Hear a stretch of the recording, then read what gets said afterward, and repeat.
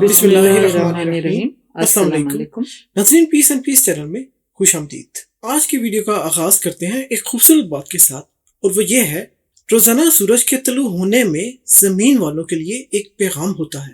اجالا بانٹ دینے سے اجالے کم نہیں ہوتے، تو اس کا مطلب ہے کہ ہمیں اجالے بانٹنے چاہیے۔ سورج کا طلوع ہونا یہی ثابت کرتا ہے کہ دنیا کو روشن کرتا ہے، تو روشنی بانٹنی چاہیے۔ جو بھی اچھی باتیں ہیں جن کے بارے ہم جانتے ہیں، جی، ہمارا فرض بنتا ہے کہ ہم دوسروں کو بھی اچھی باتیں وہی بتائیں۔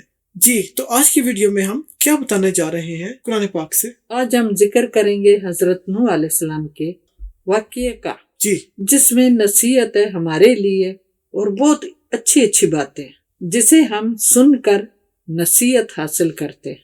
بالکل ناظرین، یہ ہے سورہ ہود، اس کی آیات نمبر 36 سے 47 تک ہم اس کا ترجمہ آپ کے ساتھ شیئر کریں گے، جس میں حضرت نوح علیہ السلام کا یہ سارا واقعہ جو ہے یہ اللہ تعالیٰ نے بیان کیا ہوا ہے۔ تو آیت نمبر 36 سورہ ہود، اب یہاں پر دیکھیے اللہ تعالیٰ نے کیا کہا، اور وحی کی گئی نوح کی طرف، ہرگز نہیں مان لائے گا کوئی تیری قوم میں سوائے اس کے جو ایمان لا چکا، تو نہ غم کر اس پر جو یہ کر رہے ہیں۔ دیکھیں ناظرین، یہ سیکھنے والی بات ہے کہ جس پر ہمارا بس نہیں ہے، دیکھیں جس چیز پر ہمارا بس نہیں چلتا اس کے لیے ہمیں غم زدہ یا پریشان نہیں ہونا چاہیے۔ بالکل ٹھیک۔ اب دیکھیے یہ آیت میں حالانکہ وہ حضرت نوح سے اللہ تعالیٰ وحی کے ذریعے بات کر رہے ہیں، لیکن ہمارے لیے بھی ایک سبق ہے کہ جس پر ہمارا کنٹرول نہیں ہے، اختیار نہیں ہے، وہ ہمارے بس سے باہر ہے۔ ہم دعا کر سکتے ہیں، باقی اللہ تعالیٰ کے اختیار میں، اس سے ہمیں پریشان نہیں ہونا چاہیے۔ جی آگے بتائیں۔ جی، آیت نمبر 37 کا ترجمہ۔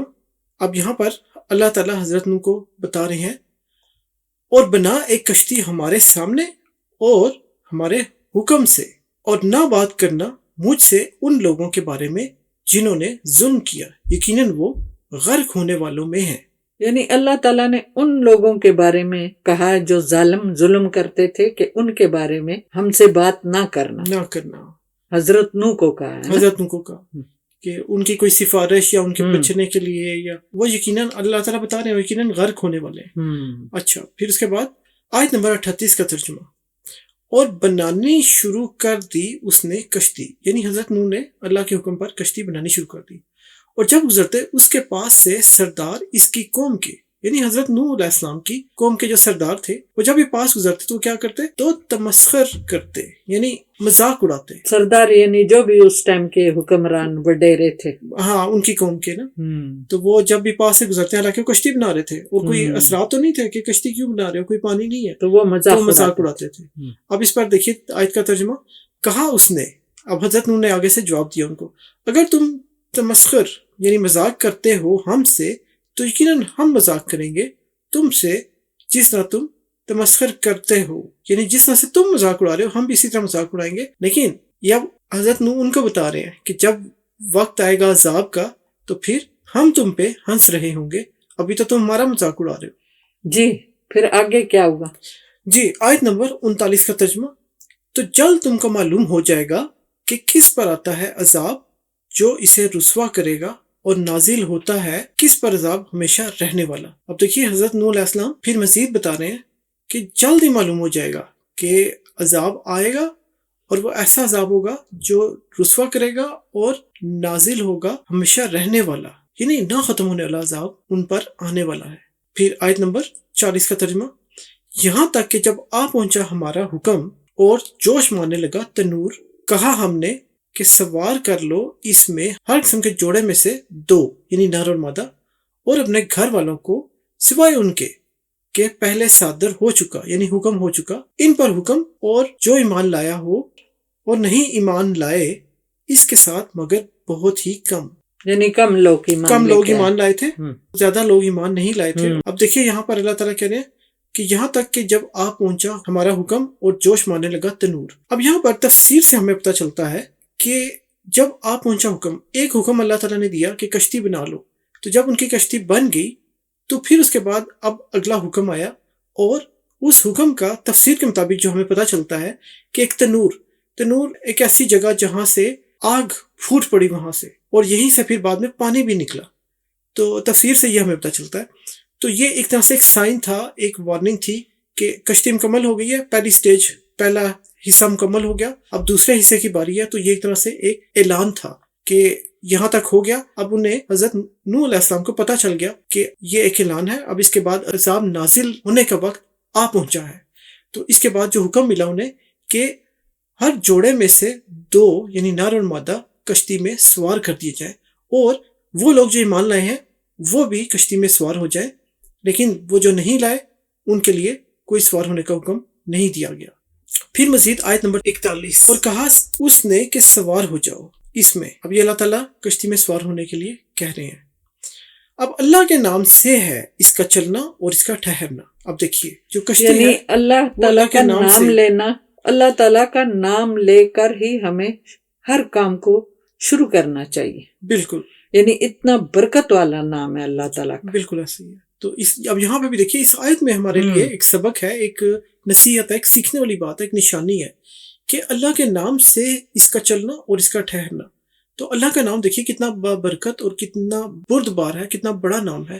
یعنی یہاں پہ یہ سبق ہے کہ یہ اللہ ہی اس کو چلائے گا اور اللہ اس کو روکے گا اور اللہ ہی اس کو روکے گا، ٹھہرائے گا۔ تو کتنی بڑی بات ہے یہ، یعنی آگاہی ہے اللہ تعالیٰ کی طرف سے، بالکل صحیح ہے، اور نام کی برکت ہے۔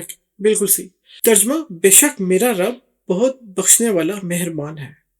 تو دیکھیے یہاں پر اللہ تعالیٰ نے پھر کہا کہ وہ کتنا غفور الرحیم ہے، بخشنے والا ہے، رحیم ہے۔ جی تو آگے بتائیے۔ جی آیت نمبر 42 اور اس کا ترجمہ، اور وہ چلنے لگی ان کو لے کر موجوں میں پہاڑ جیسی۔ اب دیکھیے یہاں پر اللہ تعالیٰ نے پھر ہمیں ایک چیز بتائی کہ جو موجیں ہیں وہ پہاڑ جیسی ہوتی ہیں۔ یہ جنہوں نے سمندری جہاز کا سفر کیا ہے وہ بتاتے ہیں کہ 300 فٹ کی موج ہوتی ہے جو کبھی اوپر اور کبھی نیچے ہوتی ہے۔ تو اب یہاں پر وہی چیز اللہ تعالیٰ نے بتائی، وہ چلنے لگی ان کو لے کر موجوں میں پہاڑ جیسی، یعنی بہت بلند و بالا موجوں میں وہ چل رہی تھی کشتی۔ اور پکارا نوح نے اپنے بیٹے کو، اور تھا وہ کنارے پر۔ زمین نے پانی گلنا شروع کر دیا اور آسمان سے پانی برسنا شروع ہو گیا، اور اب وہ کشتی جو سی ہے وہ موجوں میں آ گئی۔ تو اب کنارے پہ حضرت نوح علیہ السلام کا بیٹا کھڑا ہے۔ تو حضرت نوح علیہ السلام اس کو کہہ رہے ہیں کہ بیٹا سوار ہو جاؤ، اور پکارا نوح نے اپنے بیٹے کو، اور تھا وہ کنارے پر، اے میرے بیٹے سوار ہو جاؤ ہمارے ساتھ، اور نہ ہو کافروں کے ساتھ، یعنی کافروں کے ساتھ مت جاؤ، ایمان والوں کے ساتھ آ جاؤ۔ یہ حضرت نوح نے اپنے بیٹے کو ایک بار پھر سے تاکید کی۔ اب دیکھیے آیت نمبر 43 میں، اس نے کہا میں پناہ لے لوں گا پہاڑ کی، بچا لے گا وہ مجھے پانی سے۔ اب یہ بیٹا حضرت نوح علیہ السلام سے کہہ رہا ہے کہ میں پہاڑ کی پناہ لے لوں گا، پہاڑ سے پناہ لے لوں گا، پہاڑ پر چڑھ جاؤں گا اور وہ مجھے پانی سے بچا لے گا۔ اس نے کہا، اب حضرت نوح باپ وہ اپنے بیٹے کو کہہ رہے ہیں، اس نے کہا نہیں بچانے والا آج کے دن اللہ کے حکم سے مگر وہی جس پر وہ رحم کرے۔ اب پھر وہ کہہ رہے ہیں کہ جس پر اللہ تعالیٰ رحم کرے گا آج کے دن بھی وہی بچے گا، اور اس کے علاوہ کوئی نہیں بچے گا۔ اور اس کے بعد پھر کیا ہوا ترجمہ، اور حائل ہو گئی ان دونوں کے درمیان ایک موج، تو ہو گیا وہ غرق ہو جانے والوں میں۔ اب دیکھیے اچانک سے ایک موج آتی ہے، ایک ویو آتی ہے، تو اس میں وہ غرق ہو گیا، ڈوب گیا۔ اور پھر آیت نمبر 44 میں اس کا ترجمہ، اور حکم دیا گیا اے زمین نگل جا اپنا پانی، اور اے آسمان تھم جا۔ اب اللہ تعالیٰ نے یہ جو عذاب تھا اس کو روکا، کیسے؟ آسمان کو حکم دیا کہ تھم جائے، اور زمین کو حکم دیا کہ وہ پانی نگل جائے، یعنی پانی اپنے اندر لے جو بھی سیلاب نما پانی زمین پر بھر گیا تھا۔ یعنی اللہ تعالیٰ کا حکم تھا، کتنا زبردست تھا، جیسے کہتے ہیں فیکون، ہو جا، وہ چیز ہو جاتی ہے۔ اچھا اب ترجمہ، اور خشک ہو گیا پانی اور چکا دیا گیا فیصلہ، اور جا ٹھہری کشتی کوہ جودی پر۔ اب دیکھیے کہ پانی خشک ہو گیا اور فیصلہ ہو گیا تھا، اور عذاب جو ہے وہ ختم ہو گیا، عذاب ٹل گیا، اللہ تعالیٰ عذاب ٹل گیا، اور کشتی ایک ٹھہری ایک مقام پر جو کوہ جودی کا مقام تھا۔ ترجمہ، اور کہہ دیا گیا کہ لعنت ہے ان لوگوں پر جو ظالم ہیں۔ دیکھیے کہ وہ ظالم ہیں، جو لوگ ظلم کیا، جنہوں نے ایمان نہیں لائے، ان کے لیے اللہ تعالیٰ نے لعنت قرار دے دی۔ ایمان بھی نہیں لائے، کام بھی اچھے نہیں کیے، انہوں نے ظلم بھی کیا۔ چلو اب دیکھیں ماں باپ کا دل تو دل ہی ہے، اپنے بیٹے کے لیے پھر بھی وہ دھڑکتا رہا، اور اللہ تعالیٰ سے پھر بھی یہاں پر فرمائش کی کہ شاید وہ بچ جائے، کیونکہ اللہ کے اختیار میں ہے، ہاں تو غرق تو ہو گیا، لیکن اگر اللہ چاہے تو بچا لے اس کو۔ تو اب یہاں پر دیکھیے حضرت نوح نے کیا کہا، آیت نمبر 45 کا ترجمہ، اور پکارا نوح نے اپنے رب کو، پھر کہا میرے رب، بے شک میرا بیٹا میرے گھر والوں میں ہے، اور بے شک تیرا وعدہ سچا ہے، اور تو بہترین حاکم ہے سب حاکموں میں۔ یعنی ایک طرح سے حضرت نوح علیہ السلام نے سفارش کی اپنے بیٹے کے لیے کہ وہ میرے گھر والوں میں سے ہے، کہ شاید اس کو اللہ تعالیٰ بچا لے۔ تو اب آیت نمبر 46 میں اللہ تعالیٰ نے جواب دیا، فرمایا اس نے، یعنی اللہ تعالیٰ نے، اے نوح، یقیناً وہ نہیں ہے تیرے گھر والوں میں، کہ وہ تیرے گھر والوں میں نہیں شامل۔ کیوں؟ یقیناً اس کے عمل نیک نہیں، تو نہ سوال کر اس بارے میں نہیں تجھ کو جس کا علم۔ یقیناً میں تجھ کو نصیحت کرتا ہوں کہ نہ ہو جائے تو جاہلوں میں سے۔ دیکھیں اب یہاں پر پھر اللہ تعالیٰ نے حضرت نوح علیہ السلام کو بتایا کہ اپنے بیٹے کی سفارش مت کرو، کیونکہ وہ ایمان لانے والوں میں سے نہیں ہے، وہ نیک لوگوں میں سے نہیں ہے۔ وہ بات نہ کر جس کا تجھے علم نہیں ہے، کیونکہ اللہ تعالیٰ تو ہر چیز کا علم رکھتا ہے، اسے تو آنے والا وقت، گزرا ہوا وقت، موجودہ وقت، ہر وقت کا پتہ ہے، ہر چیز کا پتہ ہے۔ دنیا جہان کا وہ مالک ہے، وہ رب العالمین ہے، تو اسے تو ہر چیز کا پتہ، اس سے کوئی چیز چھپی ہوئی نہیں۔